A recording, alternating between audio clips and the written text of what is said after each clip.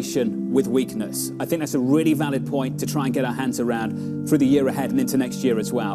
On the price pressure side of things, Alicia, just a word on that. Do you see price pressure starting to bite, starting to weigh on demand? So I think it's clear in several sectors, and I think most explicitly in housing. I can tell you from personal experience, you know, you do pause when you see what's happened to prices in the last 12 to 18 months.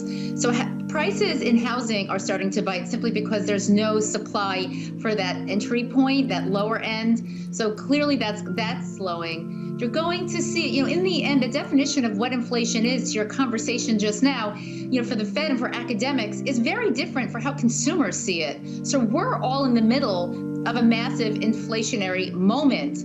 And whether or not that decreases to 3% in 6 months, we still all feel the inflation. And so I think the modeling of it and how consumers experience it are actually two very different things. Does it look like that it's going to be transitory, even if transitory is quarters and not months? Yes, it does. But it also looks like it's going to settle in at a higher rate. So, you know, the market pricing of inflation is still extraordinarily benign. And if you ask me what's the biggest risk, I'd say it's the market pricing of inflation here, where essentially the market is saying we believe the Fed and that ultimately 5 to 10 years out, you know, inflation is going to be in that 2.3 to 2.4% range.